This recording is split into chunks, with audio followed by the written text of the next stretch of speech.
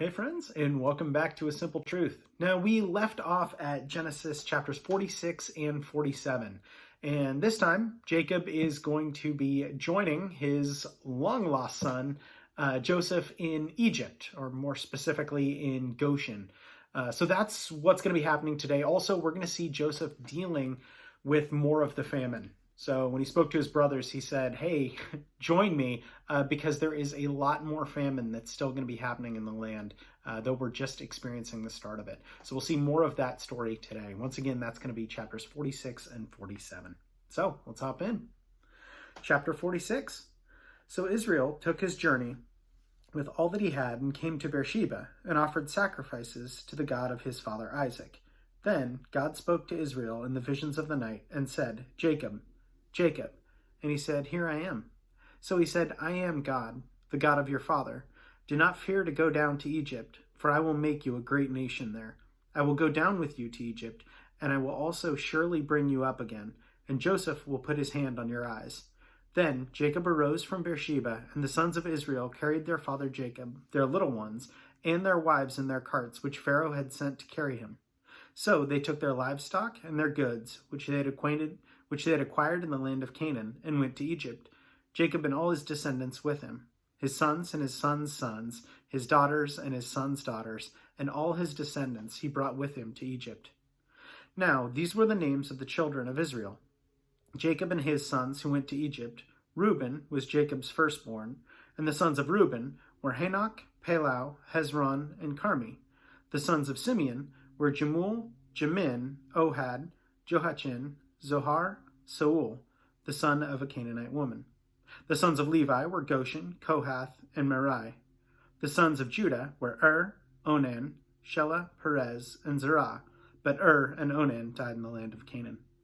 The sons of Perez were Hezron and Hamul. The sons of Issachar were Tola, Puvah, Job, and Shimron. The sons of Zebulun were Sered, Elon, and Jaleel. These were the sons of Leah, whom she bore to Jacob in Padan Aram with his daughter Dinah. All the persons, his sons and his daughters, were 33. The sons of Gad were Ziphion, Haggai, Shunai, Esben, Eri, Arodai, and Ariel. The sons of Asher were Zimna, Ishula, Isi, Beriah, and Sarai, their sister. And the sons of Beriah were Heber and Malachel. These were the sons of Zilpah, whom Laban gave to Leah his daughter, and she bore to Jacob 16 persons. The sons of Rachel, Jacob's wife, were Joseph and Benjamin, and to Joseph in the land of Egypt were born Manasseh and Ephraim, whom Asnath, the daughter of Poti-Phera, the priest of On, bore to him. The sons of Benjamin were Bela, Belchir, Ashbel, Gera, Naaman, Ehi, Rush, Mupim, Hupim, and Ard. These were the sons of Rachel, who were all born to Jacob, 14 persons in all. The son of Dan was Hushim. The sons of Naphtali were Jahaziel, Guni, Jezer, and Shalim. These were the sons of Bilhah, whom Laban gave to Rachel his daughter, and she bore to Jacob 7 persons in all. All the persons who went with Jacob to Egypt, who came from his body, besides Jacob's sons' wives, were 66 persons in all. And the sons of Joseph, who were born to him in Egypt, were 2 persons. All the persons of the house of Jacob who went to Egypt were 70. Then he sent Judah before him to Joseph to point out before him the way of Goshen, and they came to the land of Goshen. So Joseph made ready his chariot and went up to Goshen to meet his father Israel. And he presented himself to him and fell on his neck and wept on his neck a good while. And Israel said to Joseph, Now let me die, since I have seen your face, because you are still alive. Then Joseph said to his brothers and to his father's household, I will go up and tell Pharaoh and say to him, My brothers and those of my father's house who were in the land of Canaan have come to me. And the men are shepherds, for their occupation has been to feed livestock, and they have brought their flocks, their herds, and all that they have. So it shall be, when Pharaoh calls you and says, What is your occupation? That you shall say, Your servant's occupation has been with livestock even from our youth, even until now, both we and our fathers, that you may dwell in the land of Goshen, for every shepherd is an abomination to the Egyptians. Chapter 47. When Joseph went and told Pharaoh and said, "My father and brothers and their flocks and their herds, and all that they possess have come from the land of Canaan, and they are indeed in the land of Goshen." And he took 5 men from among his brothers and presented them to Pharaoh. Then Pharaoh said to his brothers, "What is your occupation?" And they said to Pharaoh, "Your servants are shepherds, both we and also our fathers." And they said to Pharaoh, "We have come to dwell in your land, because your servants have no pasture for their flocks, for the famine is severe in the land of Canaan. Now therefore, please let your servants dwell in the land of Goshen." So Pharaoh spoke to Joseph, saying, "Your father and your brothers have come to you. The land of Egypt is before you.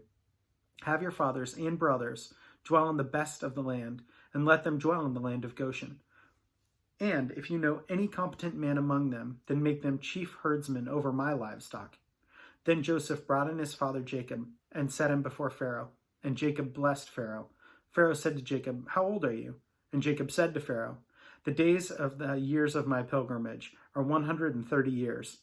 Few and evil have been the days and years of my life, and they have not attended to the days of the life of my fathers in the days of their pilgrimage." So Jacob blessed Pharaoh, and went out from before Pharaoh.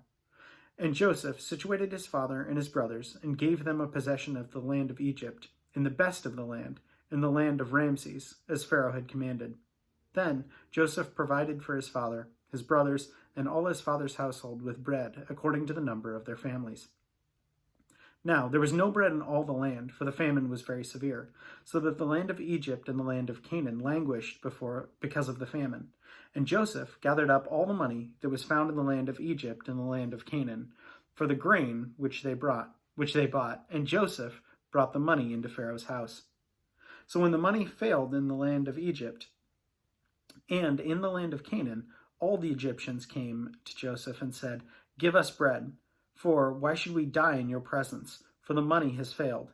Then Joseph said, "Give your livestock, and I will give you bread for the livestock, if the money is gone." So they brought their livestock to Joseph, and Joseph gave them bread in exchange for the horses and flocks and the cattle of their herds, and for the donkeys. Thus he fed them with bread in exchange for all their livestock that year. Then, when that year had ended, they came to him the next year and said to him, "We will not hide from my lord that our money is gone. My lord has also our herds of livestock. There is nothing left in the sight of my lord but our bodies and our lands. Why should we die before your eyes, both we and our land? Buy us and our land for bread, and we will give our land and will be servants of Pharaoh. Give us seed that we may live and not die, and that the land may not be desolate." Then Joseph bought all the land of Egypt for Pharaoh. Of every man of the Egyptians sold his field, because the famine was severe upon them. So the land became Pharaoh's. And as for the people, he moved them into the cities, from one end of the borders of Egypt to the other end. Only the land for the priests he did not buy, for the priests had rations allotted to them by Pharaoh. And they ate their rations, which Pharaoh gave them. Therefore they did not sell their lands. Then Joseph said to the people, "Indeed, I have bought you and your land this day for Pharaoh. Look, here is seed for you, and you shall sow the land, and it shall come to pass in the harvest that you shall give 1/5 to Pharaoh. 4/5 shall be your own, as seed for the field and for your food, for those of your households, and for food for your little ones." So they said, "You have saved our lives. Let us find favor in the sight of my lord, and we will be Pharaoh's servants." And Joseph made it a law over the land of Egypt to this day, that Pharaoh should have 1/5, except for the land of the priests only, which did not become Pharaoh's. So Israel dwelt in the land of Egypt, in the country of Goshen, and they had possessions there, and grew and multiplied exceedingly. And Jacob lived in the land of Egypt 17 years. So the length of Jacob's life was 147 years. When the time drew near that Israel must die, he called his son Joseph and said to him, "Now I have found favor in your sight. Please put your hand under my thigh and deal kindly and truly with me. Please do not bury me in Egypt, but let me die with my fathers. You shall carry me out of Egypt and bury me in their burial place." And he said, "I know you will do as I have said." Then he said, "Swear to me." And he swore to him. So Israel bowed himself on the head of the bed. So I think I continue to be struck with this idea of God providing, though I am short-sighted, and though many of his people are short-sighted, and though I am fallen, and each one of us is fallen, and yet God provides in the midst of famine, in the midst of hardship, in the midst of things that we would consider lost. God provides. I'm continuously blown away by that, even just personally. I have a beautiful wife and very, very soon a daughter, and that is amazing to me that God would even allow me to raise his child, and that's very humbling, considering I know how fallen and how far away I've fallen from God, and yet he delights in allowing me the honor of being with his daughters, and that is no small calling.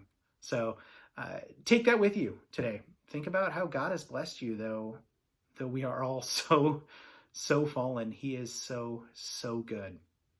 Anyway, thank you for joining. Hope to see you tomorrow. Bye.